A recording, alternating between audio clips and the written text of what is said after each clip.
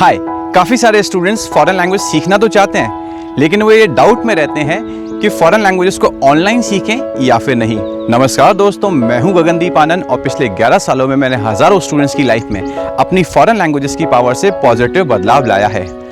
जब भी स्टूडेंट्स को ये डाउट होता है कि ऑनलाइन या ऑफलाइन सीखें, तो वो रास्ते ढूंढने लग जाते हैं कि हमारे पास क्या वेज हैं। वैसे तो सीखना इंपॉर्टेंट रहता है, लेकिन फिर भी मैं आपको बताता हूँ वो 3 रास्ते जिससे आप ऑनलाइन लैंग्वेज सीख सकते हैं। पहला तरीका जो आपके पास में होता है वो है एप्लीकेशंस और वेबसाइट। फ्री भी मिलती हैं और पेड वर्जन भी इनके अवेलेबल होते हैं।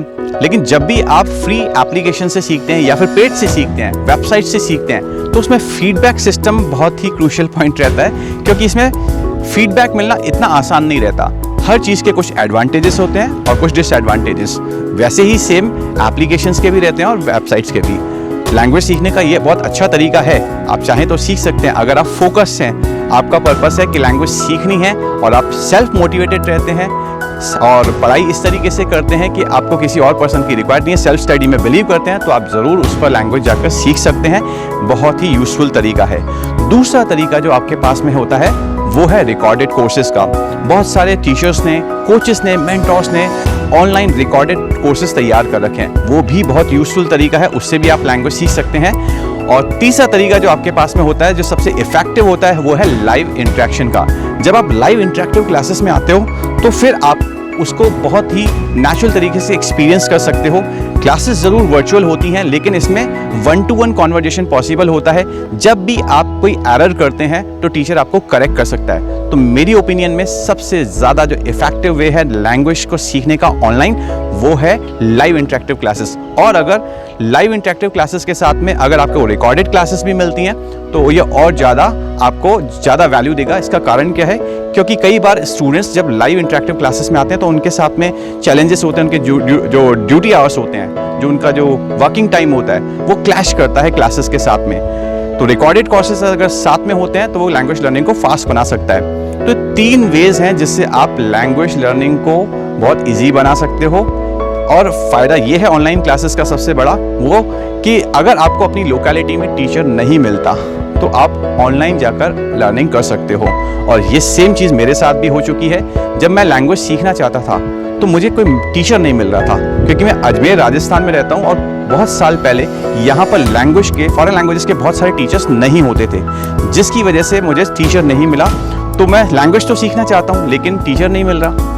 मे बी वो टीचर्स वहाँ पे एग्जिस्ट करते हों, लेकिन मैं उनको तक एक्सेस नहीं कर पाया, क्योंकि उनका प्रमोशन इतना नहीं था या वो प्रॉपर क्लासेस नहीं देते। लैंग्वेज सीखने वाले एक्सपर्ट तो लगभग हर सिटी में आपको मिल जाएंगे, लेकिन टीचिंग प्रॉपर तरीके से हो, वो चीज़ मुझे ढूंढनी थी। तो मुझे डिफ़िकल्टी आई। फ्रेंच में तो फिर भी कुछ मेरे फ्रेंड्स थे, फिर टीचर्स भी मुझे मिल गए। मैंने जयपुर जाके लैंग्वेज क्लासेस को ज्वाइन कर लिया।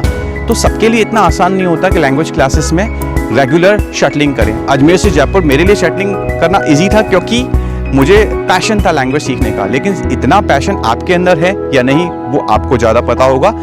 जब मैं दूसरी लैंग्वेज सीखना चाहता था, क्योंकि जब मैंने फ्रेंच सीख ली, उसके बाद जर्मन और स्पेनिश को भी मुझे एक्सप्लोर करना था। और जर्मन और स्पेनिश के लिए फिर मैं 125 किलोमीटर्स तक डेली शट डाउन नहीं करना चाहता था। इसलिए मैंने डिसाइड किया कि ऑनलाइन क्लासेस की तरफ जाऊँ। लेकिन क्योंकि मैंने आपको बताया कि कुछ साल पहले तक ऑनलाइन क्लासेस इतनी डेवलप नहीं हुई थी, लेकिन आज का जो वे है, आज का जो टाइम है, उसमें आपको डिजिटल और लर्निंग के बहुत सारे मीडियम्स मिल जाते हैं। तो मेरा सजेशन ये है कि आपको चाहे एप्लीकेशंस मिलें, आप उनसे सीखिए। आपको रिकॉर्डेड कोर्सेज मिलते हैं, उनसे भी ट्राई कीजिए। और अगर आपको लाइव इंटरेक्टिव क्लासेस मिलती है तो ये तो सोने पे सुहागा, ये बेस्ट मेथड होता है। ढूंढिए टीचर को और लैंग्वेज को सीखना स्टार्ट कीजिए। एक्सक्यूजेस बनाना बंद कीजिए, क्योंकि ये जो एक्सक्यूजेस बनाने की आदत हो गई ना, या फिर ब्लेम डालने की कि मेरे लोकेलिटी में टीचर नहीं है, ये कभी भी आपके काम नहीं आएगा। क्योंकि मैंने जब लैंग्वेज सीखी थी तो मैं भी कुछ इस तरीके से स्टार्टिंग में सोचता था कि यार मेरी लोकेलिटी में टीचर नहीं है। लेकिन मैं कुछ लोगों से मिला और मुझे इंस्पायर किया एकलव्य की स्टोरी ने। आपने एकलव्य की स्टोरी ज़रूर सुनी होगी। एकलव्य के पास में भी टीचर नहीं था और तब इतना एजुकेशन को एक्सेस करना इजी भी नहीं था। हायर क्लास सोसाइटी और लोअर क्लास सोसाइटी में बहुत बड़ा डिफरेंस था। जो टीचर होता था वो केवल कि राजा के बच्चों को पढ़ा सकता था, लेकिन अब ऐसा नहीं है। लेकिन एकलव्य ने क्या किया था? एकलव्य ने किया था कि उसने टीचर की मूर्ति बनाई, अपने गुरु की मूर्ति को बनाया और उसके बाद में उन्हीं से सीखना स्टार्ट किया। तो ये इस तरह की टीचिंग से मैं बहुत इंस्पायर हुआ कि अगर एकलव्य ने किया तो मैं भी कर सकता हूँ, मैं ट्राई तो कर सकता हूँ, एक अटेम्प्ट तो कर सकते हैं ना। तो वो अटेम्प्ट मैंने करने की कोशिश की और जर्मन और स्पेनिश को एक्सप्लोर किया। और जब आप कुछ भी चीज़ करना चाहते हैं पॉजिटिव, तो लॉ ऑफ अट्रैक्शन मेरे साथ काम करने लग गया। वो आपके साथ में भी कभी ना कभी जरूर किया होगा, जो आप सोचते हैं वही आप बन जाते हैं, और वही चीज़ मेरे साथ में हुई। मैं चाहता था कि जर्मन और स्पेनिश को एक्सप्लोर करूं, और यही नहीं और भी लैंग्वेज में एक्सप्लोर करता चला गया। मेरे लिए सीखना बहुत इजी होता गया। वही एकलव्य स्ट्रैटेजी को मैंने फॉलो किया, वही मेरे लिए इंस्पिरेशन बन गया। और ऐसा ही इंस्पिरेशन और बहुत सारे लोगों की लाइफ में भी होता है। जैसे पहले इंडिया में कई ऐसे स्पोर्ट्स नहीं थे जो प्रैक्टिस किए जाते थे, लेकिन कुछ लोगों ने गोल्ड मेडल जीते उसमें। जैसे अभिनव बिंद्रा जी ने गोल्ड मेडल जीता शूटिंग में, उसके बाद में वो स्पोर्ट फेमस हो गया। जब लोग सचिन को क्रिकेट खेलते देखते थे, लोग इंस्पायर होते थे, क्रिकेट की तरफ ज़्यादा आने लग गए। ऐसे ही अभी जो रिसेंटली ओलंपिक में गोल्ड मेडल जीता है नीरज चोपड़ा जी ने, तो लोग अब जैवलिन थ्रो की तरफ भी जाने लग गए।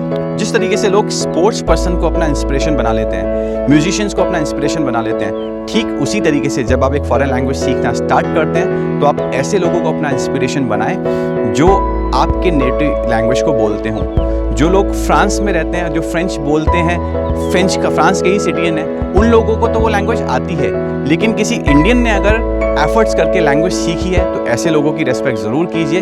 वही एक्चुअली आपके लिए सोर्स ऑफ इंस्पिरेशन हो सकते हैं। तो ऐसे लोगों की कंपनी में रहिए जिन्होंने लैंग्वेज सीखी है। आपका लैंग्वेज सीखने का जो तरीका है वो बदल जाएगा, लैंग्वेज को लेके परसेप्शन बदल जाएगा, आप ज़्यादा एंजॉय करेंगे। ये प्रोसेस बहुत ही इंटरेस्टिंग प्रोसेस होता है। तो लैंग्वेज सीखिए, क्योंकि सीखना ज़्यादा ज़रूरी है, और मैटर करता है सीखना। ये मैटर नहीं करता कि आप ऑनलाइन सीखते हैं या ऑफलाइन सीखते हैं। तो लैंग्वेज सीखना स्टार्ट कीजिए, और ये जो टाइम है इसको यूटिलाइज कीजिए। ये आपके पास नए रास्ते खोल कर आया है। और इस टीचर्स डे पे मैं सारे उन टीचर्स को थैंक यू कहना चाहूँगा जिन्होंने कंट्रीब्यूट किया, उन लोगों ने भी जिन्होंने एप्लीकेशंस बनाई, उन लोगों से भी मैंने बहुत सीखा, जिन्होंने यूट्यूब पे जाके वीडियोस बनाए, जिन्होंने बुक्स लिखी। इतना सारा ज्ञान पूरी जगह पे फैला हुआ है। तो बस सीखना स्टार्ट कीजिए, देर किस बात की।